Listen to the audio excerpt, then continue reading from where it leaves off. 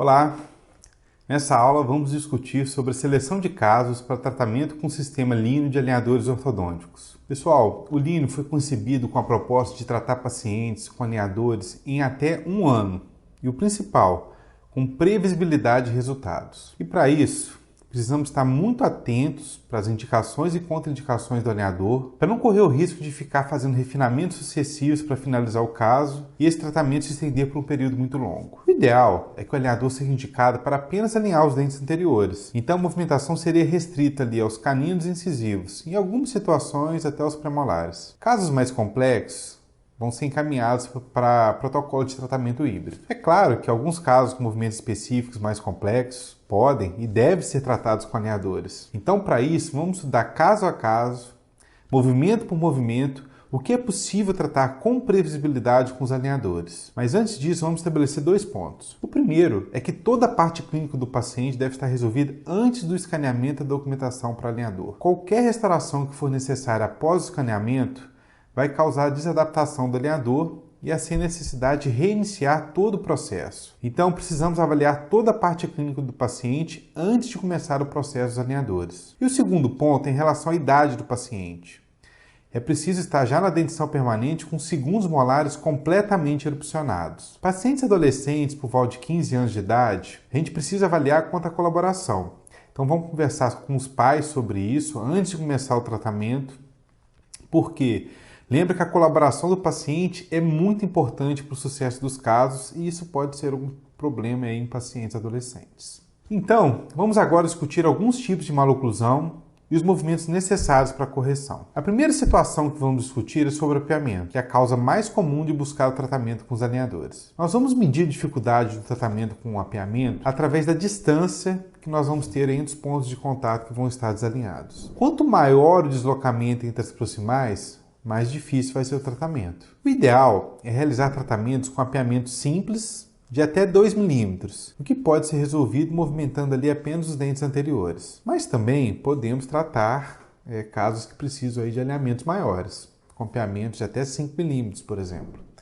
Nesses casos, vamos fazer uma expansão na região de press e depois, durante o estagiamento do setup, vamos realizar o sequenciamento da movimentação, iniciando pela expansão posterior para ganho de espaço, depois vamos fazer o alinhamento anterior. Esse padrão de movimentação aumenta a previsibilidade do tratamento, porém pode aumentar um pouco o tempo total de tratamento. Agora, se o apiamento for maior do que 5 milímetros, vamos precisar de encaminhar esse caso para o protocolo de tratamento híbrido, onde nós vamos usar um aparelho autoligado por 6 meses, vai fazer uma expansão inicial, corrigir as rotações maiores e depois disso nós vamos tirar o aparelho e finalizar o caso com os alinhadores. A próxima maloclusão que vamos discutir agora é a mordida aberta anterior. A extrusão é um movimento difícil de ser alcançado com o alinhador. Então, nós vamos ter uma limitação de tratamento da mordida aberta anterior usando aí os alinhadores. Como o alinhador exerce sua força empurrando, falta um apoio para empurrar o dente na direção oclusal. Então, por isso, durante os movimentos de extrusão, quase sempre nós vamos precisar de colocar atátima nos dentes. Por isso, converse com seu paciente sobre a colagem desses atátimas nos dentes anteriores,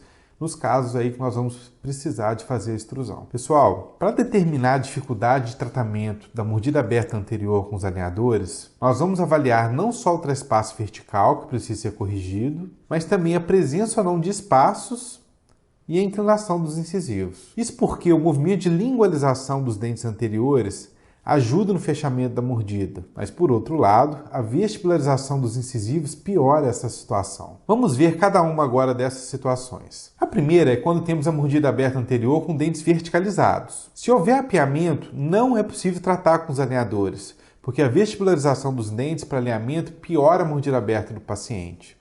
Então, esses pacientes vão ser encaminhados para tratamento híbrido. Agora, se não houver apiamento, o movimento simples de extrusão vai ser realizado para melhorar o overbite do paciente. Agora, como esse movimento de extrusão puro é pouco previsível, nós vamos limitar o tratamento a pacientes com mordida em topo ou uma pequena mordida aberta ali de no máximo meio milímetro. Já numa segunda situação, vamos ter a mordida aberta com dentes anteriores vestibularizados. Aí, precisamos avaliar a presença ou não de espaço entre os dentes. Se houver apiamento, não é possível tratar com alinhador e vamos encaminhar para o tratamento híbrido, porque a vestibularização dos dentes para alinhamento pode piorar a mordida aberta. Agora, se não há apiamento, o movimento simples de extrusão pode ser realizado para melhorar o verbete do paciente. Vamos também, nessa situação, limitar o tratamento a pacientes com mordida aberta de no máximo ali meio milímetro, ou a mordida em topo. Numa última situação, se houver diastemas anteriores, o movimento para fechar esses diastemas também vai contribuir para fechar a mordida aberta anterior.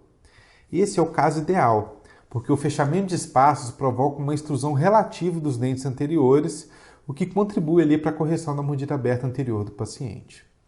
Mas mesmo assim, vamos limitar o tratamento da mordida aberta para casos de até 1 milímetro. Lembre que a gente quer finalizar todos os casos em até 1 ano de tratamento e com previsibilidade. Casos que tenham mordida aberta de mais de 2 milímetros, a gente vai encaminhar para protocolo híbrido de tratamento. Em algumas situações, nós podemos combinar a extrusão anterior com a intrusão posterior, o que também provoca o fechamento da mordida. Isso pode ser solicitado na prescrição do caso, mas as limitações e as diretrizes que acabamos de falar sobre o tratamento da mordida aberta anterior com os alinhadores vai continuar a mesma coisa. Já nos casos de mordida profunda, nós vamos fazer a correção com movimentos de intrusão anterior e, dependendo da severidade do caso, nós vamos aí combinar o movimento de extrusão dos dentes posteriores também. Os dentes que vão sofrer intrusão não precisam de atátimo, mas os dentes de apoio sim. Então, nos casos de mordida profunda, normalmente prescrevemos atátimo nos molares e premolares, que vão servir ali como dentes de ancoragem para a intrusão anterior. Assim como na mordida aberta anterior,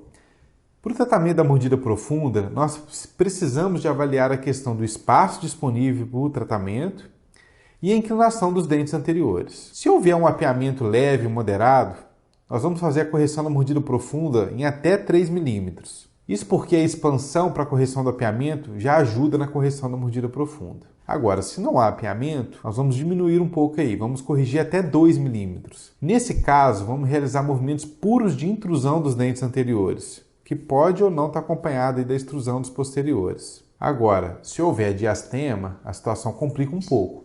Por quê? Nesse caso, nós vamos utilizar apenas movimentos de intrusão para manter a sobremordida do paciente, ou fazer uma leve correção, porque o fechamento dos diastemas pode piorar a mordida profunda. Em qualquer outra situação, se a mordida profunda passar de 3 milímetros, nós vamos encaminhar o caso para protocolo híbrido de tratamento. A correção da classe 2 de molar, ela vai ser realizada apenas com tratamento híbrido. Por quê? Porque os movimentos de distalização dos molares para correção de classe 2 com alinhador são lentos. E muito provavelmente o caso vai passar de 1 ano de tratamento, que foge da nossa proposta. Mesmo assim, algumas correções associadas a mudanças de inclinação podem ajudar na correção do overjet e melhorar a estética geral do caso do seu paciente. A melhora da chave de canino em pacientes adultos, ela pode ser feita ali com um pouco de IPR na região posterior, um pouco entre premolares, um pouco entre pré e canino, seguido de uma pequena distalização desses dentes e depois a retração ou alinhamento dos incisivos. Isso costuma melhorar bastante a estética do caso. Então, conversa e discuta bem com o seu paciente sobre essa questão de alinhar os dentes anteriores e manter a classe 2 que não será corrigida. Nesses casos, é importante também você avaliar o formato das coroas dos dentes anteriores para indicar o IPR. Lembre que para IPR, os dentes devem ter coroas largas e não deve ter passado por um procedimento prévio de desgaste proximal, como por exemplo em casos de pacientes que já usaram o aparelho anteriormente. Um outro ponto que a gente precisa observar é a presença de diastemas anteriores na arcada superior, porque isso favorece a correção da vergete. Agora, por outro lado, diastemas inferiores vão provocar o aumento do overjet durante o fechamento dos espaços. Um outro ponto que a gente precisa observar é a presença de diastema anterior superior, porque isso vai favorecer a correção do overjet. Agora, por outro lado, se você tem apiamento superior, pode piorar o overjet. Tá? Ainda sobre essa questão, se a gente agora tiver diastema inferior, o fechamento desses diastemas pode piorar o overjet. Então, vamos avaliar tudo isso antes de indicar um paciente classe 2 para tratamento com os alinhadores. O tratamento da maloclusão de classe 3 ela deve ser realizada apenas com protocolos híbridos. Uma pequena correção de mordida em topo com alinhadores pode ser feita apenas quando tivermos um leve apiamento superior e diastemas inferiores. Por quê? Nesses casos aí, nós vamos fazer a vestibularização dos superiores para corrigir e a lingualização dos inferiores. E aí a gente consegue criar o overjet do paciente. Qualquer outra maloclusão associada à classe 3 deve ser encaminhada para tratamento híbrido. A gente não vai fazer com os alinhadores. Pequenos diastemas anteriores são tratamentos simples, mas desde que a mordida do paciente permite esse fechamento. Então, nós vamos tratar diastemas de no máximo 2 milímetros se houver mordida profunda e de até 5 milímetros se não houver mordida profunda. Outra coisa, se a quantidade de espaço for maior do que 5 milímetros ou precisar de mesializar os dentes posteriores para fazer o fechamento desses diastemas, nós vamos encaminhar o paciente para tratamento híbrido. Nos casos de diastemas em arcada única, a gente precisa avaliar o overjet e overbite do paciente. Se tivermos diastema apenas na arcada inferior, quando fecharmos esse diastema vai piorar o overjet. Então verifique se isso é possível. E por outro lado, se o diastema for apenas na arcada superior, a gente precisa do overjet para poder fechar o espaço por lingualização dos incisivos superiores. Olhe a oclusão do paciente e veja se isso é possível antes de indicar o tratamento. Um outro ponto importante nos casos de diastema é a discrepância de Bolton. Você tem que avaliar isso e informar o seu paciente que ele provavelmente vai precisar de aumentar os dentes em resina no final do tratamento. O movimento de rotação é ainda um grande desafio para os alinhadores e depende tanto da elasticidade do plástico, que não é grande, e também do formato do dente. Dentes com formato de coroa mais redondos, como canino e premolares, eles vão ter uma dificuldade maior para corrigir a rotação. Já dentes como, por exemplo, incisivos superiores, com face vestibular e lingual bem plana, eles são mais fáceis de corrigir a rotação.